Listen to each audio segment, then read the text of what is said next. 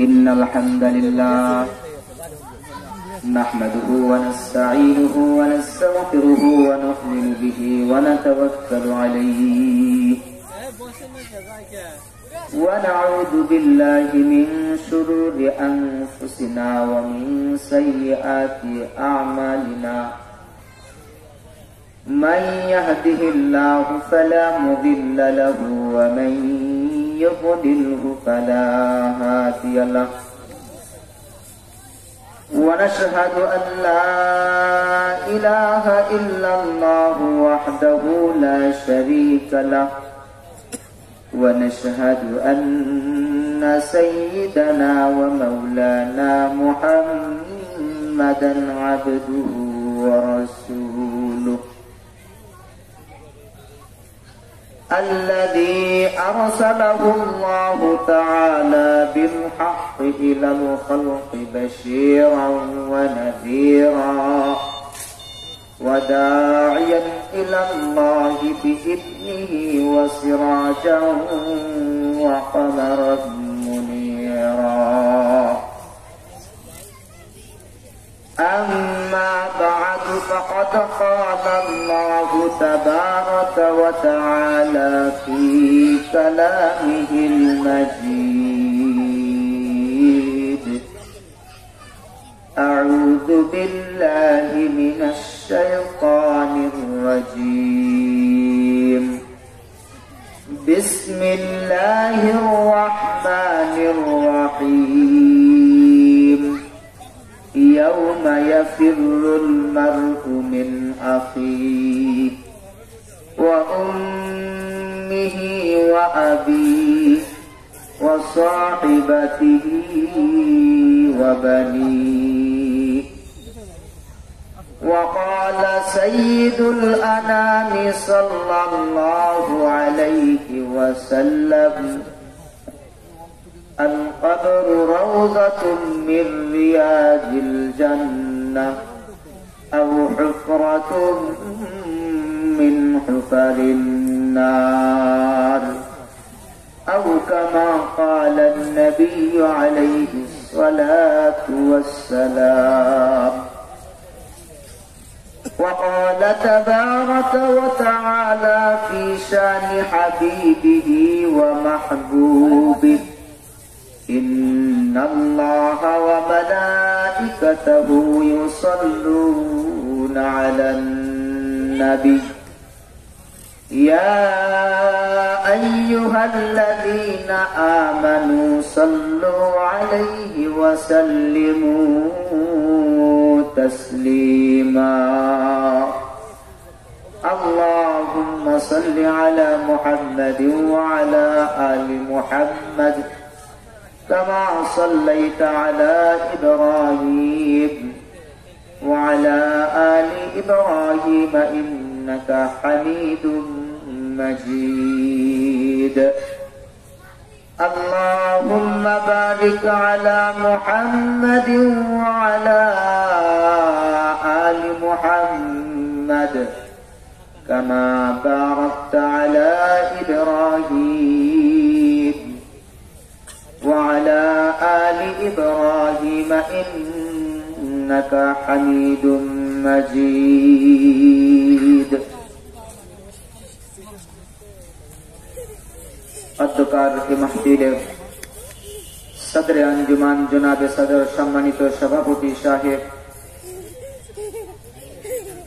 আমার সামনে উপবিষ্ট দিন প্রিয়, ইসলাম প্রিয় তাওহীদি জনতা, পর্দার অন্তরালে অবস্থানরত মা ও বোনেরা, সর্বপ্রথম রব্বে কারীমের দরবারে শুকর গুজার হচ্ছি যে রব্বুল আলামিন আমাদেরকে ব্যক্তিগত, পারিবারিক, সামাজিক, রাষ্ট্রীয় সব ধরনের সমস্যাকে উপেক্ষা করে আসমানের নিচে জমিনের উপরে শ্রেষ্ঠ মানুষ উলামায়ে কেরামের সান্নিধ্যে এসে শ্রেষ্ঠ কিতাব কোরআনুল কারীমের কিছু আলোচনা করা এবং শোনার জন্য যে আল্লাহ আমাদেরকে সুযোগ করে দিলেন, সে রব্বে কারীমের দরবারে অন্তরের অন্তরস্থল থেকে কালিমাতুশ শুকর আদায় করি আলহামদুলিল্লাহ।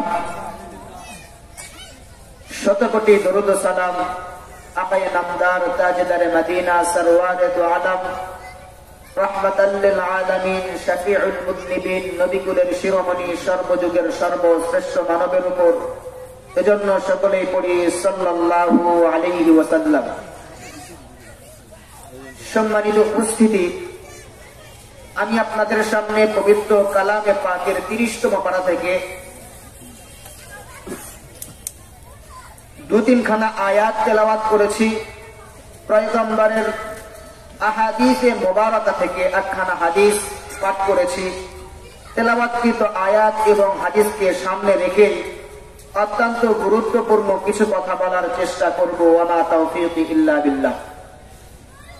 মুহতারাম হাজিরিন, আল্লাহ রাব্বুল আলামিন যত মাখলুকাত সৃষ্টি করেছেন, সমস্ত মাখলুকাতের মধ্যে সবচাইতে সুন্দর করে, সবচাইতে সুন্দর অবয়ব দিয়ে আল্লাহ রাব্বুল আলামিন মানব জাতিকে সৃষ্টি করেছেন। সুবহানাল্লাহ। আল্লাহ রাব্বুল আলামিন কালামে পাকের 30তম পারায় 4টি জিনিসের শপথ করে আল্লাহ রাব্বুল আলামিন বলেন, ওয়াত-তিন ওয়াজ-যাইতুন ওয়া তুরি সিনিন ওয়া হাযাল বালাদিল আমিন লাকাদ খালাকনাল ইনসান ফি আহসানি তাকওয়িম। আমি মানুষকে সবচাইতে সুন্দর করে সৃষ্টি করেছি। আমি মানুষকে সবচাইতে সুন্দর অবকাঠামো দিয়ে সৃষ্টি করেছি। আল্লাহ রাব্বুল আলামিন যত মাখলুকাত সৃষ্টি করেছেন, অধিকাংশ মাখলুকাতের উপর আল্লাহ রাব্বুল আলামিন মানব জাতিকে শ্রেষ্ঠত্ব দিয়েছেন। আল্লাহ রাব্বুল আলামিন কালামে পাকে বলেন, ওয়ালাকাদ কাররামনা বানি আদম ওয়া হামালনাহুম ফিল বাররি ওয়াল বাহর ওয়া রাযাকনাহুম মিনাত তাইয়্যিবাত ওয়া ফাদ্দালনাহুম আলা কাসীরিন মিম্মান খালাকনা তাফদীলা। আল্লাহ রাব্বুল আলামিন যত মাখলুকাত সৃষ্টি করেছেন, অধিকাংশ মাখলুকাতের উপর আল্লাহ রাব্বুল আলামিন বনি আদমকে, আদম সন্তানদেরকে শ্রেষ্ঠত্ব দিয়েছে। মানুষের মধ্যে শ্রেষ্ঠ মানুষ হলেন আম্বিয়া আলাইহিমুস সালাতু ওয়াস সালাম। আল্লাহ রাব্বুল আলামিন যাদেরকে লাখো কোটি মানুষের মধ্য থেকে নবুয়তের জন্য, রিসালাতের জন্য বাছাই করেছেন। নবীদের মধ্যে শ্রেষ্ঠ নবী হলেন আমার আপনার নবী, বিশ্ব নবী জনাবে মুহাম্মদুর রাসূলুল্লাহ সাল্লাল্লাহু আলাইহি ওয়াসাল্লাম।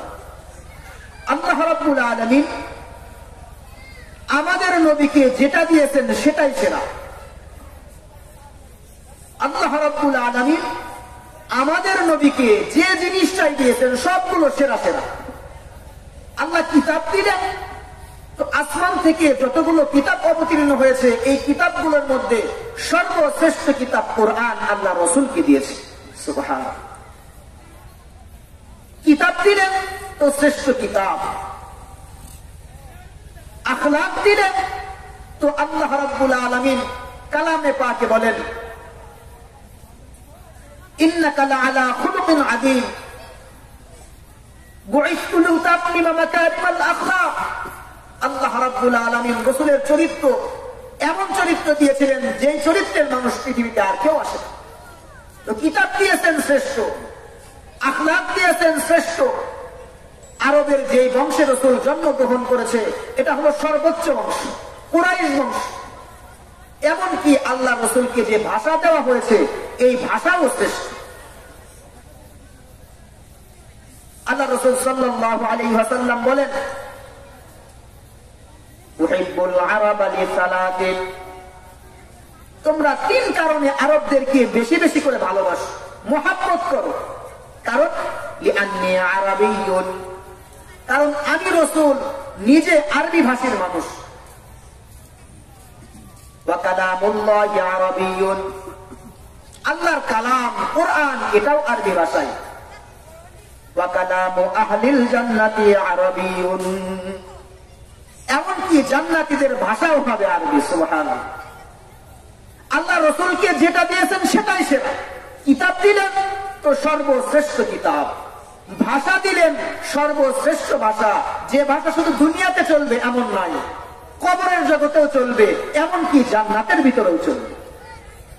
আপনারা হাদিস শুনেছেন, যখন মাইয়াতকে কবরে রাখা হয় তিনটা প্রশ্ন করে, মার রাব্বুক ওয়া মা দীনুক ওয়া মা হাদার রাজুলুল্লাযী বুইসা ফীকুম। আরবিতে প্রশ্ন করা হবে। তাহলে আরবি এমন একটা ভাষা যেটা শুধু দুনিয়াতে চলে এমন নয়, পৃথিবীতে চলে এমন নয়, কবর জগতেও চলবে, এমনকি জান্নাতের ভিতরেও চলবে। সুবহানাল্লাহ। তো আল্লাহ রাব্বুল আলামিন হাবিবকে যেটা দিয়েছেন সেটাই সেরা।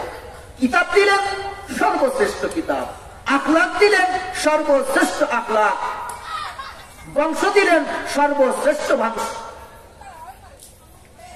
ভাষা দিলেন তো সর্বশ্রেষ্ঠ ভাষা। আল্লাহ রাব্বুল আলামিন এই হাবিবের উপর যে কিতাব অবতীর্ণ করেছে, এই কিতাবের নাম হলো আল কুরআন।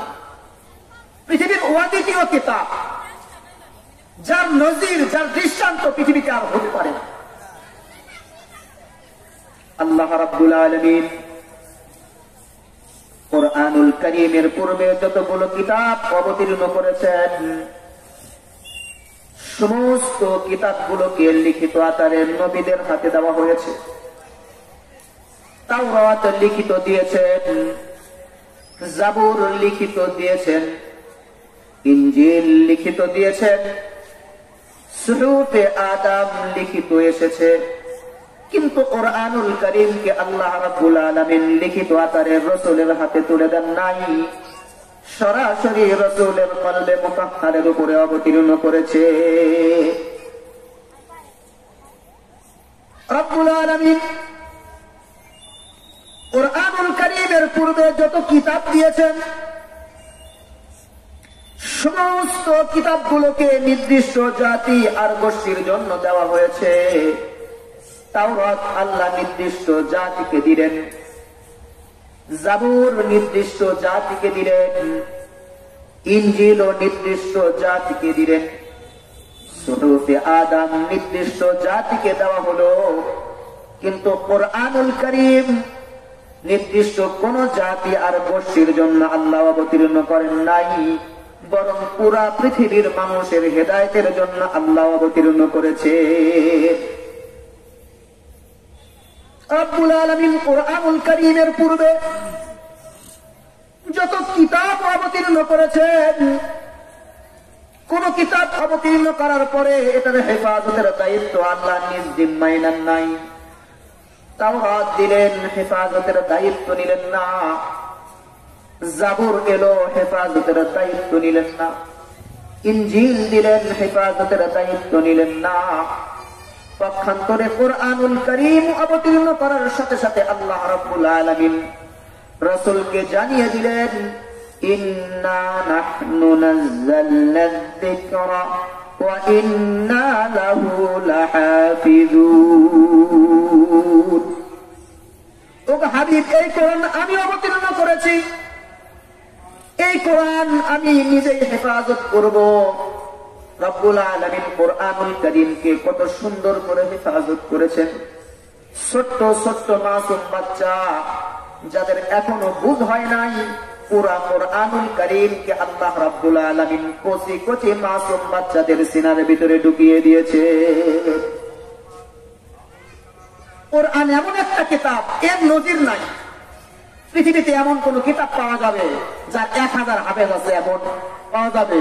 তাওরাত, জাবুর, ইনজিল, কুরআন ব্যতীত যত আসমানি কিতাব আছে, কোন কিতাব এমন নাই যে কিতাবের 100 জন হাফেজ পাওয়া যাবে।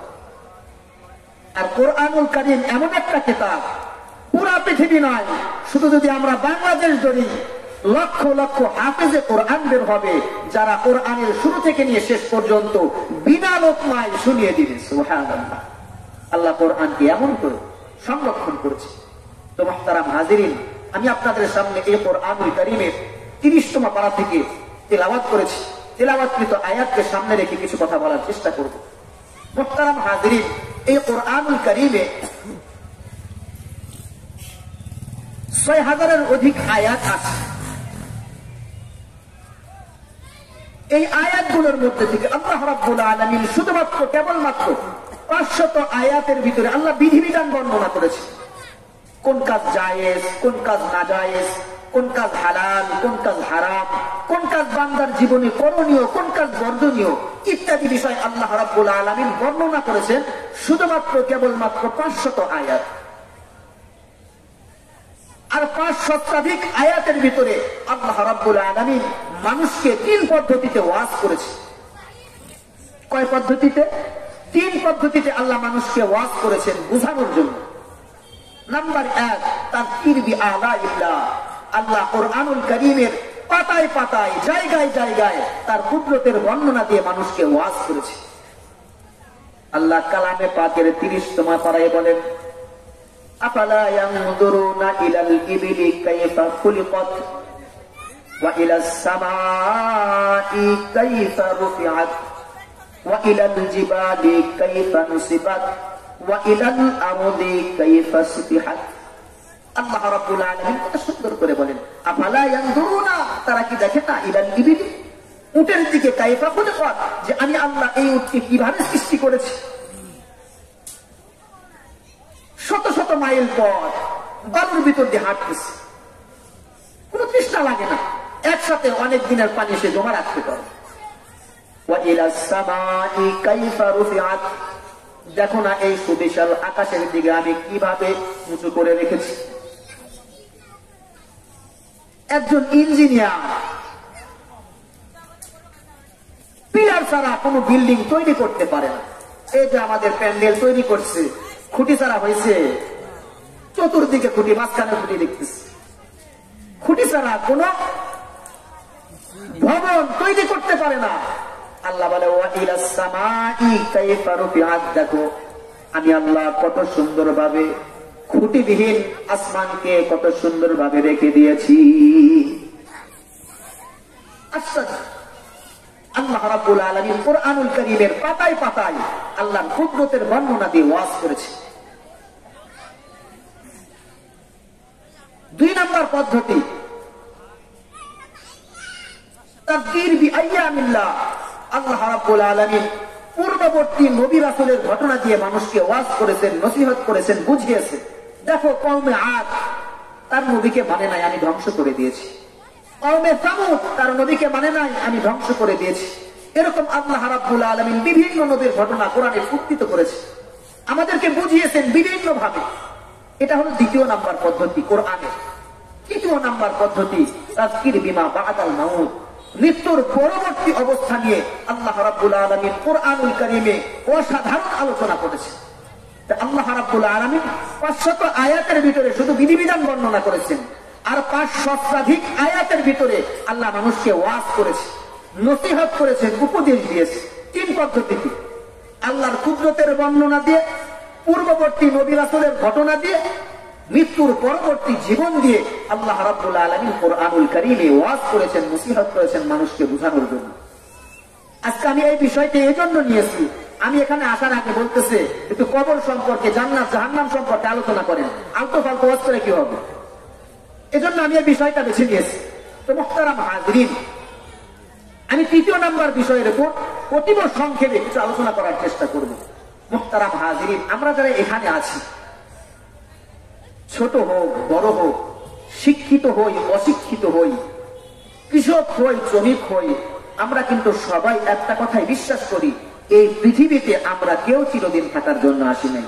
নাকি কেউ চিরদিন থাকবো? এই জায়গা জমিতে আমাদের বাপ-দাদারা ছিল, আজ তারা নাই। তারও আগে আমার বাবার বাবা ছিল, তারও আগে বাবার বাবা ছিল, পালাক্রমে চলে আসতেছে। এই জমিন ঠিকই আছে, এই মহল্লা ঠিকই আছে, এই মসজিদ ঠিকই আছে, কিন্তু তারা নাই। এগুলো থেকে কি প্রমাণ হয়? আমরা একদিন থাকবো না। পৃথিবীতে যত মতাদর্শের মানুষ থাক না কেন, এমনকি যারা নাস্তিক, আল্লাহকে মানে না, আল্লাহ বলতে কিছু নেই, যাদের থিওরি, যাদের বিশ্বাস, এই মানুষগুলো স্রষ্টার সৃষ্টি মৃত্যুকে অস্বীকার করে না। আপনারা কখনো শুনেছেন পৃথিবীর কোন মানুষ মৃত্যুকে অস্বীকার করেছে? হ্যাঁ, কোরআন মানে না, এরকম অনেক মানুষ আছে। হাদিস মানে না, অনেক মানুষ আছে। আল্লাহকে মানে না, অনেক মানুষ আছে। কিন্তু স্রষ্টার সৃষ্টি মৃত্যুকে অস্বীকার করার মতো, উপেক্ষা করার মতো কোন মানুষ পৃথিবীতে জন্মে না। মৃত্যু আমাদের অবশ্যই বরণ করতেই হবে। ইচ্ছাই হোক অনিচ্ছাই। আল্লাহ রাব্বুল আলামিন কালামে পাকি বলেন, আইনামা তাকুনু ইউদরিকুমুল মাউত ওয়ালাউ কুনতুম ফি বুরুজিম মুশাইয়াদা।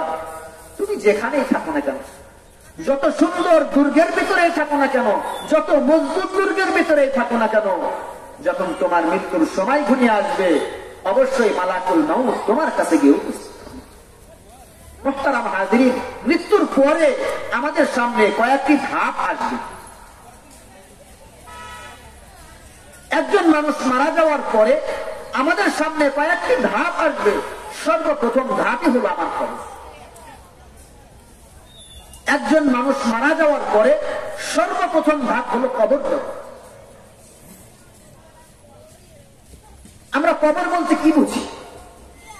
কবর বলতে বোঝায় মৃত্যুর পরবর্তী জীবন, পুনরুজ্জীবিত হওয়ার আগ পর্যন্ত এই লম্বা সময়কে বলা হয় কবর জগৎ।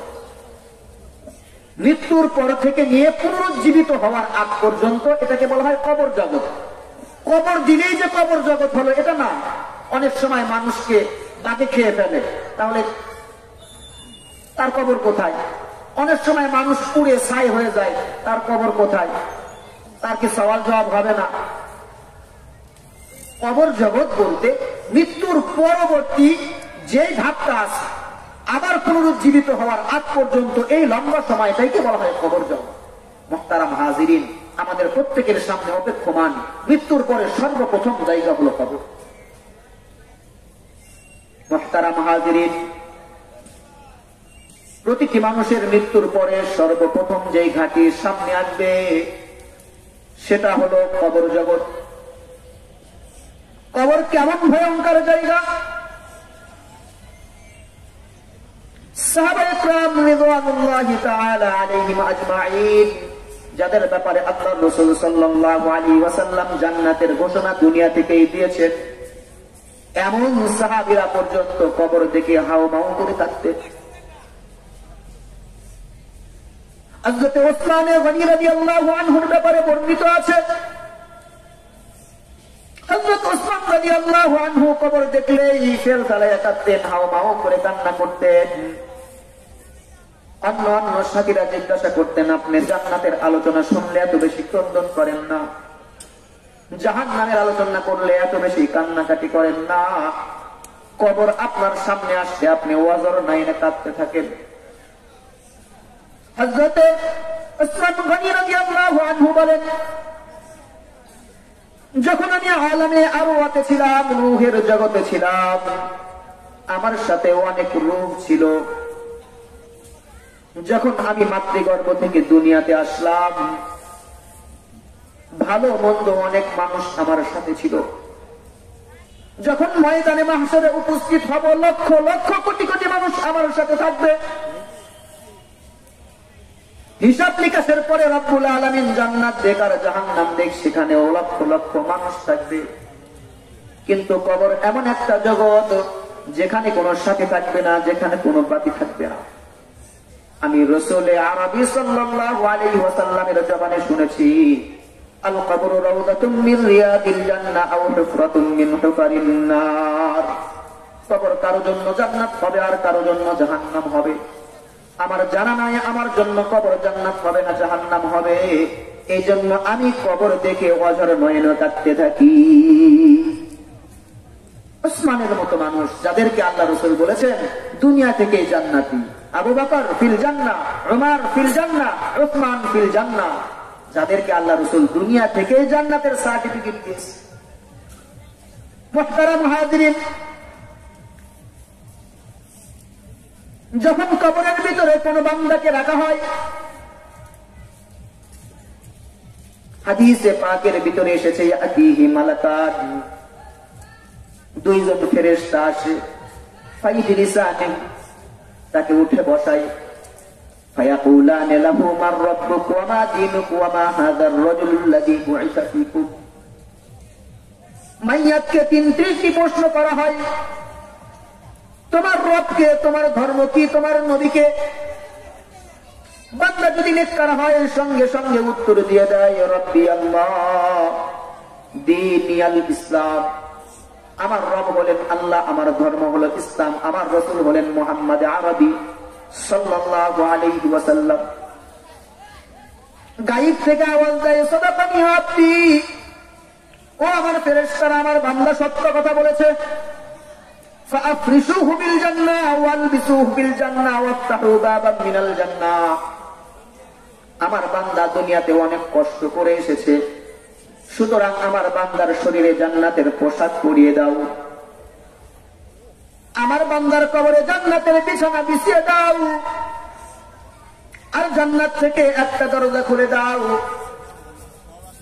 আমার বান্দা যেন কবরে শুয়ে শুয়ে জান্নাতের নাজ নিয়ামত গুলো ভোগ করতে থাকে। পক্ষান্তরে বান্দা যদি বেঈমান হয়, ভালো আমল নিয়ে কবরে না যেতে পারে,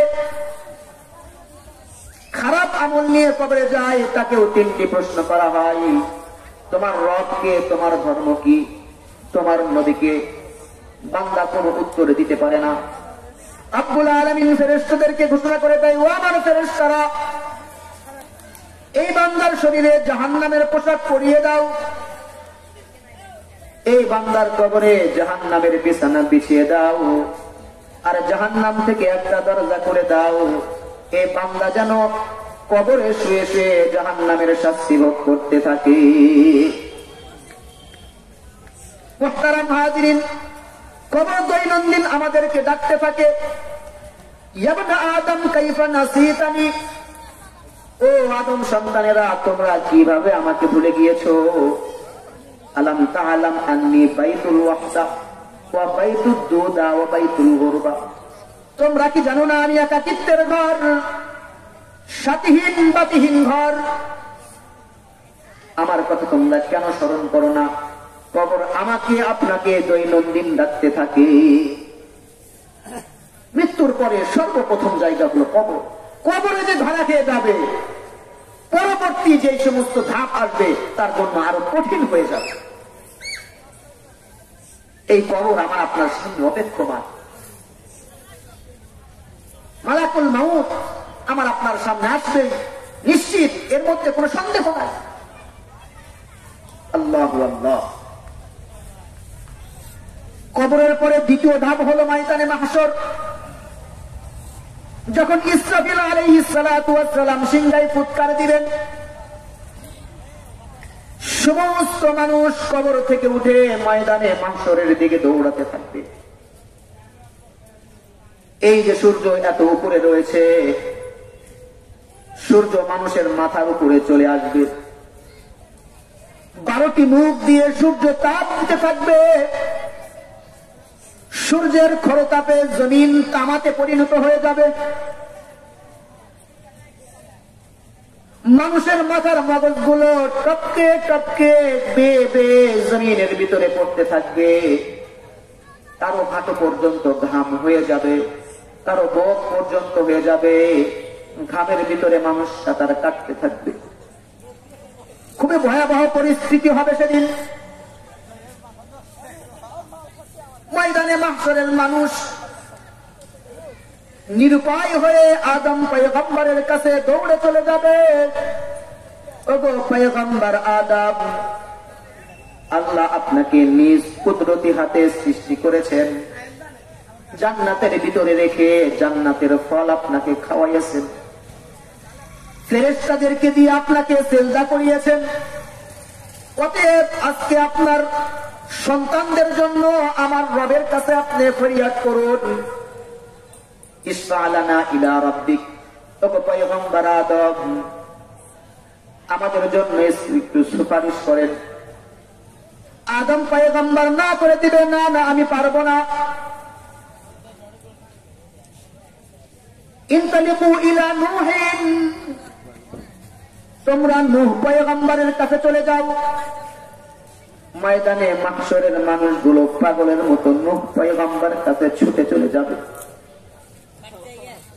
নূহ পয়গম্বরের কাছে গিয়ে বলবে, ওগো পয়গম্বর নূহ, আল্লাহ রাব্বুল আলামিন আপনাকে না নবুয়ত দিয়েছেন, আজকে আমাদের জন্য আপনি একটু সুপারিশ করেন। নূহ পয়গম্বর বলবে, আমি সুপারিশ করতে পারবো না। ইনতালিকু ইলা ইব্রাহিম, তোমরা ইব্রাহিম পয়গম্বরের কাছে ছুটে যাও, ইব্রাহিম পয়গম্বরের কাছে চলে যাও। ময়দানে মাহশরের মানুষগুলো বুক ভরা আশা নিয়ে ইব্রাহিম পয়গম্বরের কাছে চলে যাবে। ইব্রাহিম পয়গম্বরও নাকচ করে দিবেন, না না আমি পারবো না। তোমরা মুসা পয়গম্বরের কাছে চলে যাও।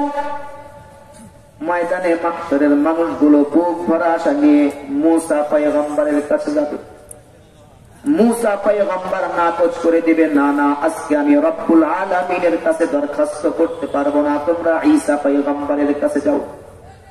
ঈসা পয়গম্বরও না করে দিবে, না না আমি পারবো না, তোমরা মুহাম্মদ আরবি সাল্লাল্লাহু আলাইহি ওয়াসাল্লামের কাছে যাও।